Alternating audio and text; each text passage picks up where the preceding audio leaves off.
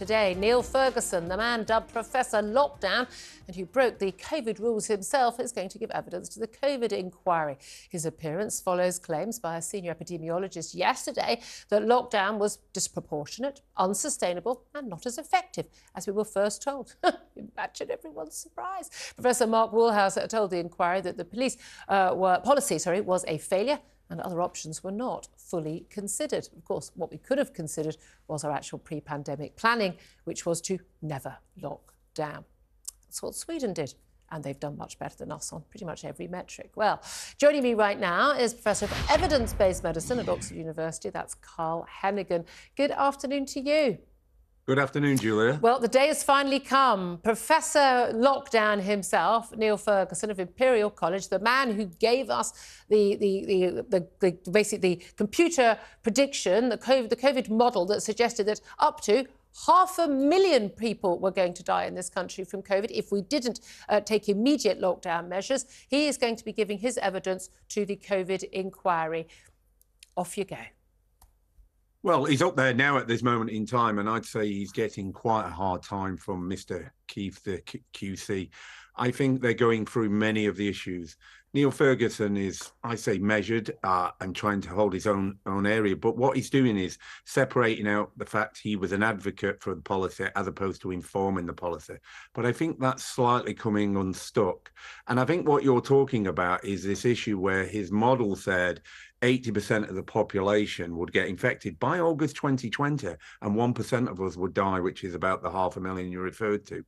One of the key points that I think has come out already is that Woolhouse, as you just said, Professor Mark Woolhouse said, the default assumption that the only driver of changes was lockdown. And therefore, that was the default assumption. And I think this is the difference between voluntary changes versus mandatory changes. And it's notable the language as well, because Professor Ferguson wants to talk about mandatory changes and the KC Council says, no, we're talking about lockdown. So he's getting a hard time at this moment in time. Well, that's good to hear, as he should. I mean, a lot of us are very worried this COVID inquiry is not going to get to the bottom of things. It's all going to be, oh, shouldn't we have locked down sooner? The thing to remember is people say, well, we didn't have a plan. I keep reading about the COVID inquiry. So people say, we didn't have a plan. Yes, we did. We had pre-pandemic planning. And the pre-pandemic plan was basically what Sweden did. It was what the World Health Organization had previously advised, which was, you do whatever measures you can to protect the vulnerable, but fundamentally you can't stop a virus from spreading forever. You can have measures, as we were told when we did eventually lock down in mid-March 2020, that we were going to flatten the curve. It was just going to be for 3 weeks, just so we didn't have a peak at a time when our hospitals would be overwhelmed and then we would come out. Of course, we all live to tell from that. But the crucial thing here is that that we know that Sweden did follow the pre-pandemic planning that was established. And yes, they saw more excess deaths early on because people were out and about.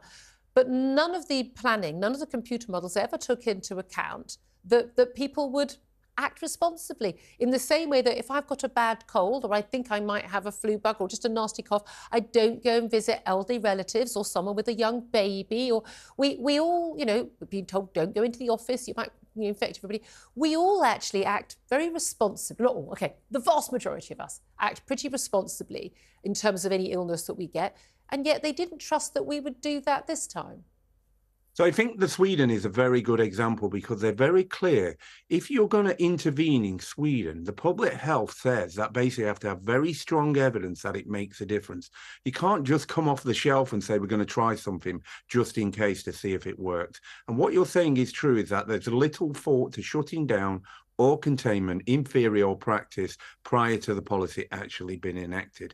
And when you think about that, you're saying basically a group of mathematicians can't understand the wider experiences outside of what they're being told in their models. And you're right, we as individuals are very good at judging risk. Yes, there will always be one or two people around the edges, but in judging risk, if you give that message much clearer, you might have actually made a difference where it really mattered. But at the moment, I think the problem with this inquiry is it's overwhelmed with information. It's got 50,000 documents. Some of the information, it's going to be 2026, Julia, before we find out what's going on. In the meantime, we could be on two new governments in that time. So all of this information, I think, will be lost.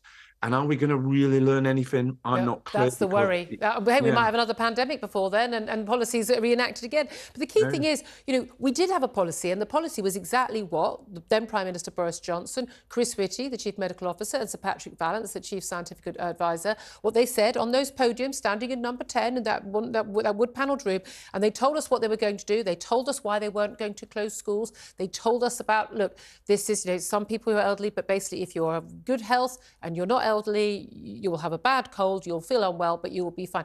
They said all of this. People say, well, we didn't know. We didn't know it wasn't going to kill children. We didn't know the vast majority of people, would survive. Yes, we did. We knew all of that well before March 2020. The data was already in. And then suddenly, we had actually some criticism from the media and others say, oh, we should be doing this thing that they're doing in China and in Italy. We should be locking down.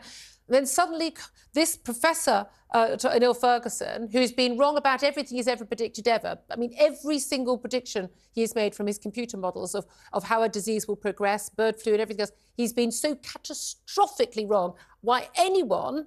I mean, I wouldn't trust that man to estimate, sharing out a bill for 3 people in Pizza Express, let alone make a prediction with his computer models. The man is an idiot. But he does a computer model. 500,000 people might die. He shows it to Dominic Cummings, then the Prime Minister's chief advisor. He rushes into the Prime Minister and says, we need to lock down. Suddenly, that was the split-second moment when policy changed and all of our lives changed. That is extraordinary, isn't it? Yeah, you've covered so much there, Julia. It's like, I'm glad this is the afternoon and not early in the morning when he's reporting. I'm still quite angry about this, One of the things I'm having difficulty understanding is why is there so much credence placed on modelling? If you look at models, I think what they can do is probably predict what's going to happen in the next 5 to 7 days. And beyond that, they're pretty poor. They can probably tell you there's going to be more infections in winter than summer and a few nuances. But actually, after about 7 days, they break down. But actually, not just in March, April, they were a continual driver of policy. When we come out of lockdowns, it's about the models. So the key issue, I think, here is going in the next pandemic. Are we going to follow this and use the same modelling approach? Is it going to be changed or are we going to get rid of it? I don't think they're going to get rid of it because it's an industry now. It's well funded. It drives a lot of expenditure. So for some, it's been very good. The industries of pharmaceutical, MPIs, all of them have done well. The question, I think, is more so, how do you change it so it does something credible? I only think it can offer short-term forecasts, just like the weather. You can tell it's going to be colder in winter and it's warmer in summer, but in 7 days' time, there'll be huge variation. And again, so that's the problem. There's too many things are unpredictable for it to be useful. I still remember you going into Downing Street and giving advice on the commuter models, how the commuter models for the lockdown in November and December, how this was, well, then January, that this was inaccurate. And it was already proven to be inaccurate, but by the time they even presented the data to the Prime Minister. Right. And yet there we were again a month or so later. Professor Heneghan, voice of reason on all of this, thank you so much, as always, for joining us here on my show.